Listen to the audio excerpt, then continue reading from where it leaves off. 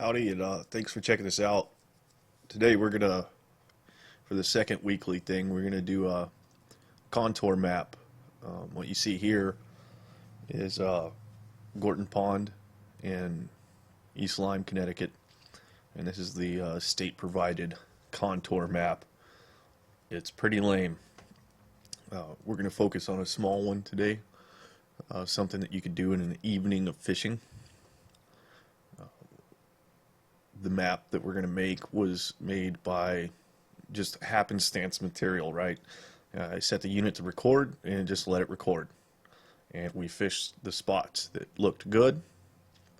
There's not a lot of structure in this lake, so finding the fish is, well, you're just going to have to find them.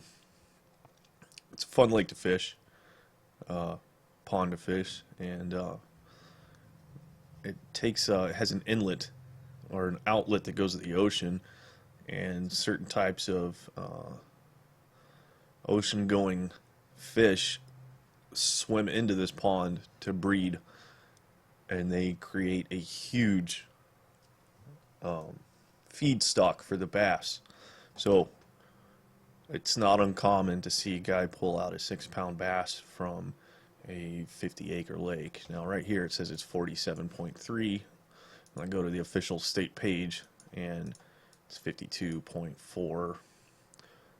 It's not much to look at.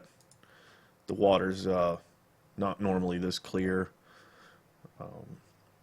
You're not going to get a good looking down scan or down imaging view or even side imaging view, because the entire lake is roughly 3 to 10 foot and has an enormous amount of vegetation. But like I've said in earlier videos, you're going to find the bass in the vegetation each and every time. So here's what we did. Get in the boat and you go around, you fish. The unit's recording the entire time. One thing I want to point out about this map, or this chart, this bathymetric view that they have here, this is a solid island according to them, or a peninsula of sorts. It's not. And this is also not 9 foot right here. And we're gonna take some data and we're gonna make that happen. Now, in order to do this, to make it look like the image that you saw on the preview, I'm gonna run. Actually, I'm gonna give you a rundown real quick. You don't need a $2,000 unit to do this. You don't need a $1,000 unit to do this. Today, I'm doing this on what you can pick up for $350, a Humminbird 698 SI HD. You can buy the KVD version, which has red buttons, and that costs an extra $100 more. It does the same thing. It's up to you. But I can tell you right now, I'm going to get a better contour map than anybody else because I take my time, get a lot of data, and even though we're missing some data, it's all going to come together. So, one of the things, we're going to be using reefmaster software. One of the things we wanted to talk about is you're going to see these new units, and they talk about things like auto chart and all these other similar items like auto chart that are expensive. You don't need it. We're going to be using reefmaster software. It's going to tack on an extra $150 to the price of your investment for your sonar, but it's well more capable than everything and anything that any fishing sonar manufacturer can give you. If your unit can do GPS and if it can record, you can do what we're going to do now. Of course, you want to make sure that your unit's set up properly. One big complaint I hear all the time, let's go to the boat ramp right here. You turn on your unit, you get in the water, you got no GPS fix. The GPS that's on most units is extremely accurate. It gets a 3D fix. It takes time to acquire.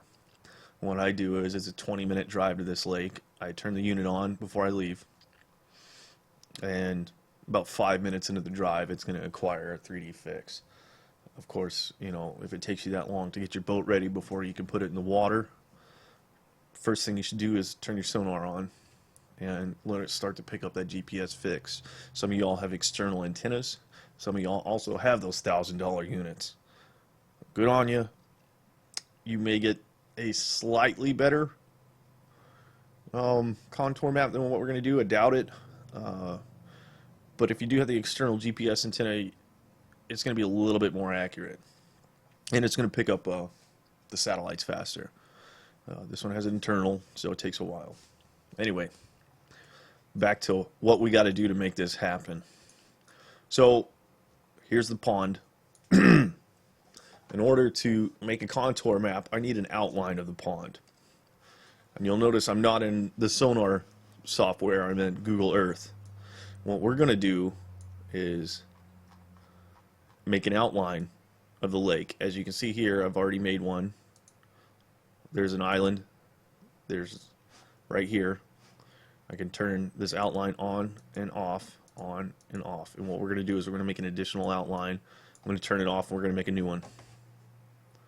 So turn this one off, watch my mouse cursor, and come up here and I click this add polygon. Add polygon, and then you title it whatever you want it to be. So this would be North Island. Go to style and color, and the default is filled and outlined. In order for this software to take it in, I believe it has to be just outlined. Maybe not. Don't matter. Do not close this window. You figure you could just click OK and go about business, but it doesn't work that way. So you have a mouse cursor and it's now turned into a target. I have the island here. Obviously there's a lot of trees, so it's hard to tell exactly where the border is, but you know, you were out on the lake, you know, kind of use your judgment of what you saw out there. So you take you go through here and you left click one spot, and then you left click another, and you got a line, and you continue to left click, and you'll notice it made that little triangle, but don't worry about that, it'll correct itself as we go. So we'll continue to follow this island,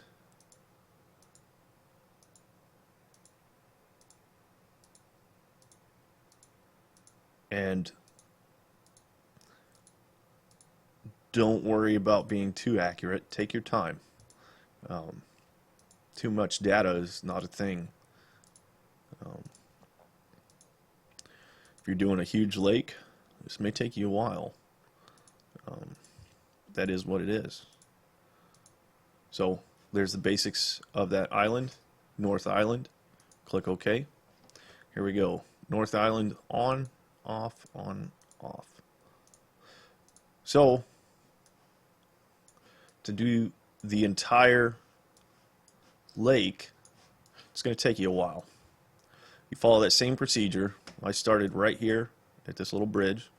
Of course, there's a big pond up here. Man, I want to fish that, but there's no access to it. No legal access. And you click along the border of the lake. A lot of vegetation here, a lot of lily pads. Don't confuse that with the border. You continue to go. You follow the entire length of the lake. You can right click to remove your last marker, and then left click to continue on. It's gonna. I know with me, if I don't do this after a couple months, I'll forget how to do it, and I gotta YouTube it. So now I'll be able to just YouTube my own video and watch myself. So we've done the entire outline simulated of this pond, and I have them saved. Actually, we're going to go ahead and save them to a new folder. Weekly 2. So North Island, save. Island 2. Oops, shouldn't have double clicked that. Save. And it saves these as a KMZ file. I don't know what that means, but it works. And then Gorton around, you know, just kind of give them basic names that I need to know. So here we go. We go ahead and bring up this Reefmaster 2.0.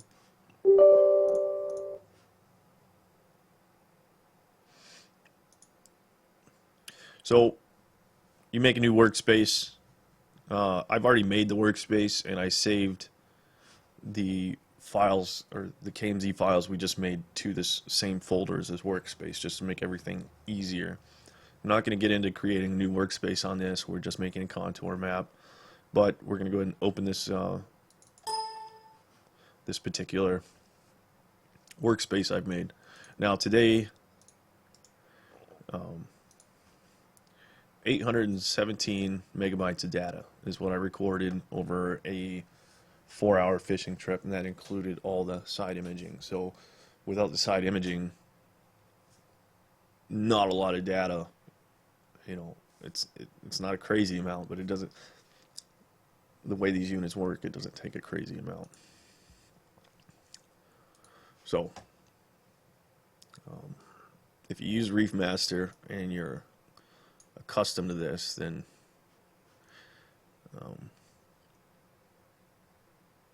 and you've never made a contour map, well then today's your day. So first thing we're going to do is I already took the SD card out of the unit, plugged it in the computer. We're going to import the new logs.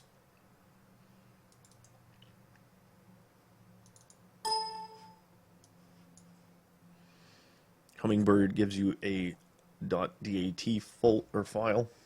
Other units are going to give you others. Control Shift and just some arrows down to you. Dang it! You only need this .dat. Okay. It'll know to come down here and pull up these files to get all the information it needs. So, of course, there's other options. I'm not worried about that here.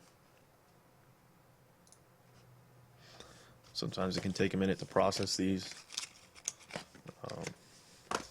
I've got graphics card enabled on this, and I have 2 graphics cards that are pretty decent. Takes them a while to churn through this though.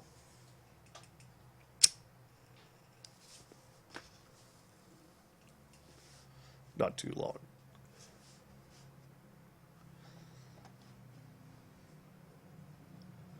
Now there's some settings within Reefmaster that allows you to position the transducer in accordance to where it is on the boat and where your unit's located on the boat and things like that. That's already set up. So I'm going to import these. I'm going to go back to my workspace.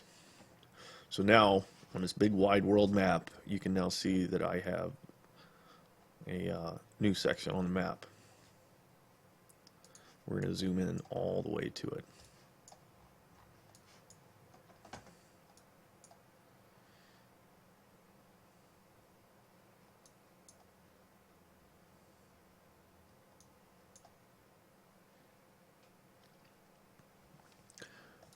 So now you can see,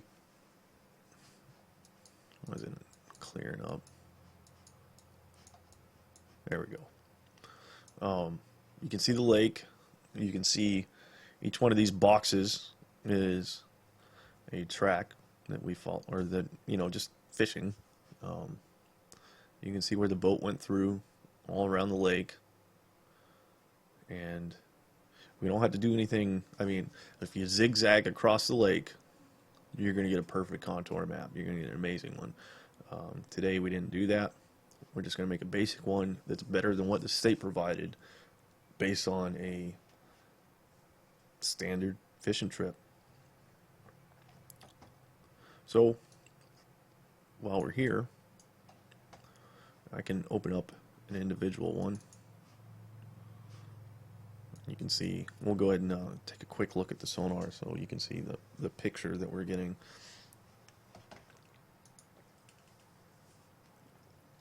There's the side imaging. Looks like crap. There's tons of weeds.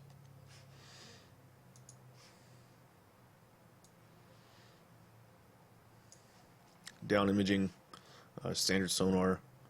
Man, it's a mess. What we do have though is a hard bottom. Well, it's actually here, but weeds. These are all weeds. This is weeds that are standing up in the water. I say weeds, I need to say vegetation. It's all native. Well, most of it's native. You know, this kind of looks like an arch. Looks like we're seeing some arches, but I do believe that it's still more just vegetation, more dense vegetation. But right here at the top of the red is the bottom. This might be like a it's more vegetation. Let's not get too much into that, because today we're just making a contour map. So we're going to call this Gordon Contour.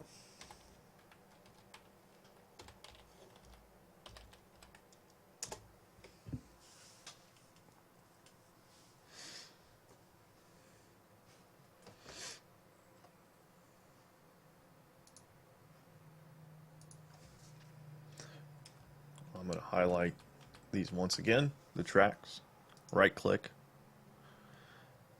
add tracks to map project, Groton Con, Gorton Con, Groton, I live close to Groton.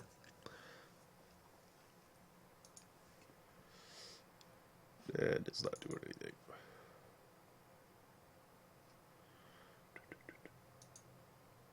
There we go. Tracks and boundaries.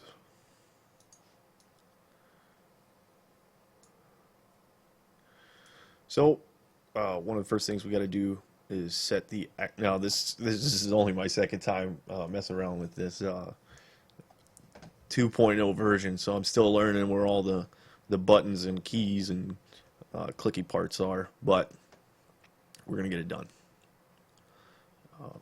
Should be here. Should have a define map area. Now you can make these crazy big. I don't like to. Later on, we're going to re-import this into Google Earth. And when we do, we'll be able to see a real-time picture of what the lake looks like with Google Earth overlay, which is really neat. But if you make your map boundary, this is a requirement. You got to make this map boundary, or you can never make any kind of anything with this. So up here, define map area. Once this is done, we can get rolling with it. But if you make it too big, it doesn't. It loads correctly, but when you change the angle and you try to look at the contour lines on Google Earth or make a really neat picture, sometimes it gives you a problem. It gives you just kind of really weird data. Another thing is you don't want to make it too small, because remember earlier whenever we made the line around the lake, that KMZ file, we determined the border. But I can tell you right here from this track that this border on this map is not accurate. So if you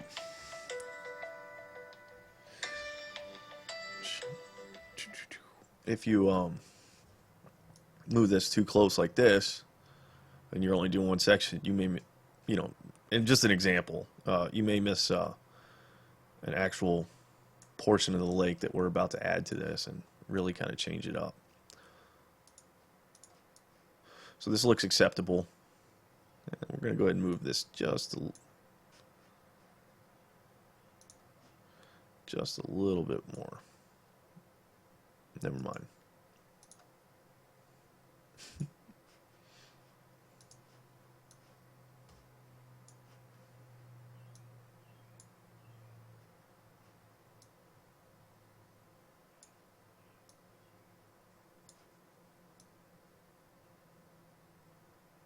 Call that good. Now, come up here, click Generate Map.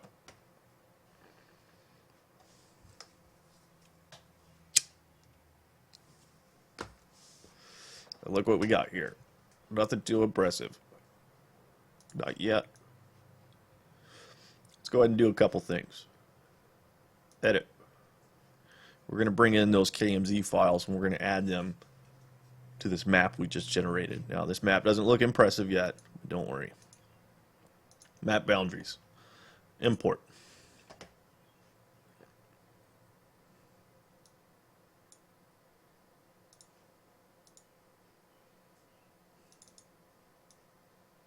Selected 3 of these. Open. Thing about Reefmaster, everything you import by default is an island. So we're going to go back into Edit. And we're going to click the Glorton Around, which was the one that went around the lake. We're going to change it from island to shoreline. Now we're cooking with gasoline.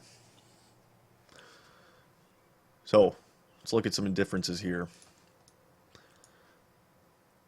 Here's one island that we made. Look where my boat went through. Here's my actual boundary. Here's what the wherever this gets its map from, I think it's Google, has determined it. But we're going off the satellite photos today. You can also take a handheld GPS and walk the lake. If you have a small pond that you have access to all the way around the lake and you can handheld it, that would be really awesome. This island doesn't even show on this particular map. So we're going to come back. Now we've got some borders. We're going to go and click Generate Map again and see if anything changes. Okay, we've got a little bit more coming in. Be it that this isn't a deep lake, we're going to go to 1 foot on the major, and it takes your minors to 0.25 foot. And this is the actual lines, the contour lines. And click it again, let it generate the map.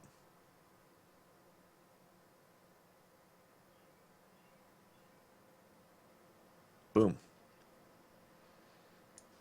Now, did I get all the tracks? Yes, I did. We've got a lot going on.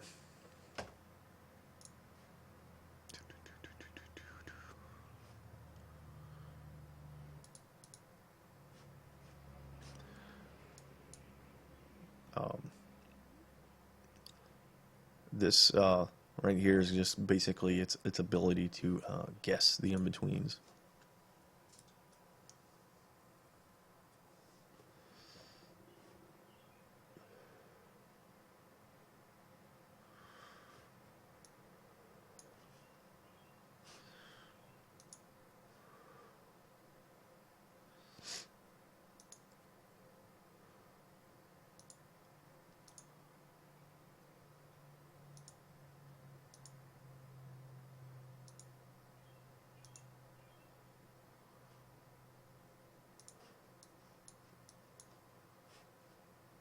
I'm going to bring it up a little bit.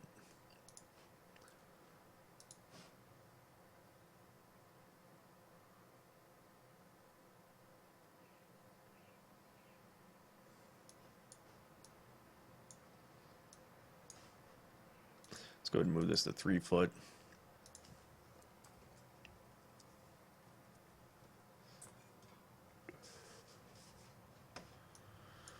So now, look at this. Out of nowhere,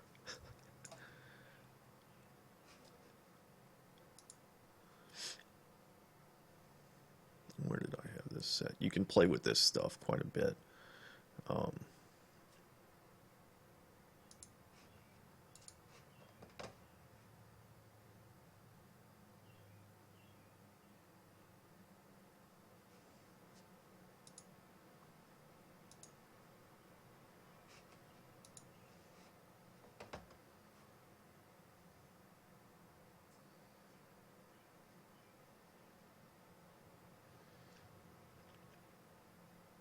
computer.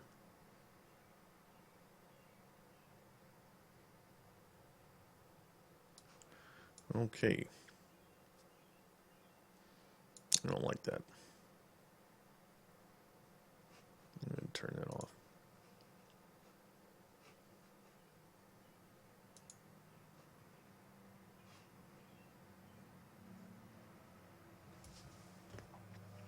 Every time you make a change, you have to regenerate the map.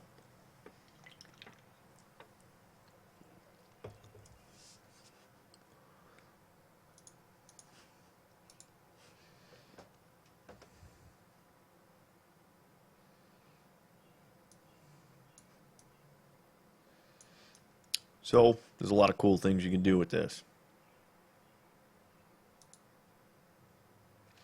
So we've defined the map, map view, and a 3D view.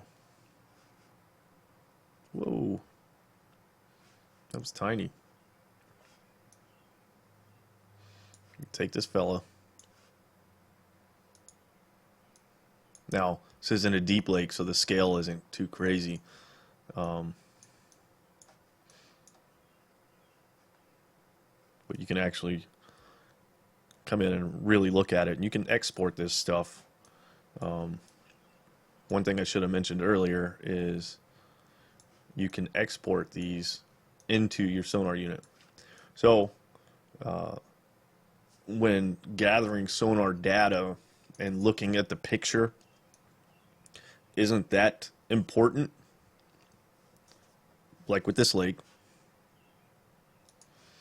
you can take this, import the contour lines. So export using preset style. Scientists use this software a lot, so there's all sorts of random stuff that I can export as. Lawrence units, another Lawrence, another Lawrence, another Lawrence, another Lawrence, another Lawrence, another Lawrence. Any device. I can run Google Earth. And another Google Earth. There's a... I don't remember the actual hummingbird one.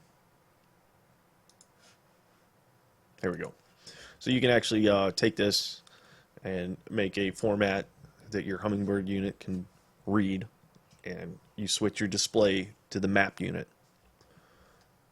We'll go ahead and make one real quick. See how long it takes. We'll just save it there. I guess it's done. That was quick.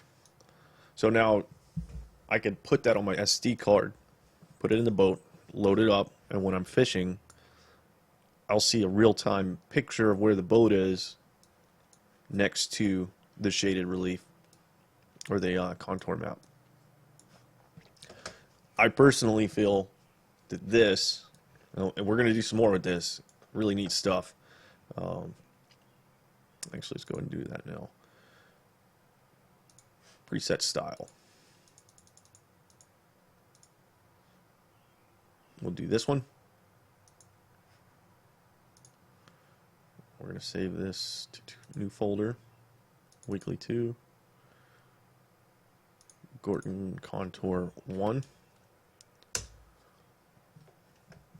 And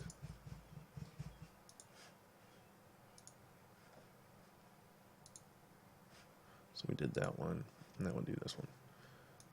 Save it. Accept Gorton Contour 2. So now we'll be able to import this into Google Earth. What this really allows you to do is, say you have your cell phone out. You know, Google Earth gives you a real accurate picture of your location. You can import this into Google, the cellular, the Android or iOS version, and open this contour map up on your cell phone. And you can see where you're at in real time. You can see how far away you are from a particular contour that you feel you need to fish, Or let's look at this. This point extends almost all the way across the lake. It's kind of interesting to me. I could see fish up here feeding. They've got a spot. It's kind of slow and descending down to one of the deeper spots of the lake that they can run to.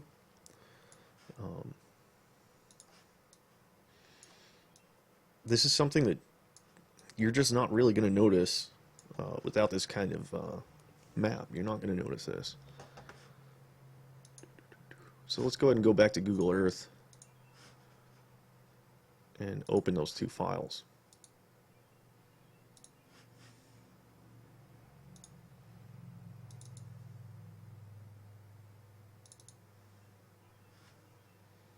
Boom.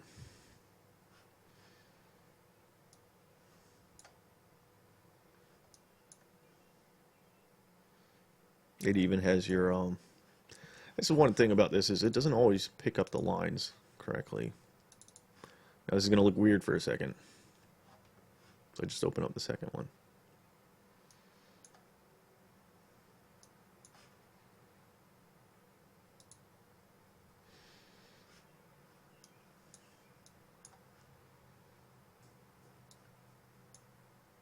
So let's take what we just made and compare it to what this state gave us.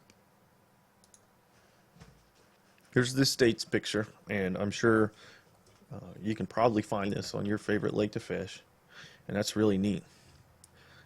What it doesn't show is that huge running area that probably contains some rocks and structure that I can clearly see right here. I can see that this is an island, the depth around it. Man, I don't know about you, but I think this is pretty cool.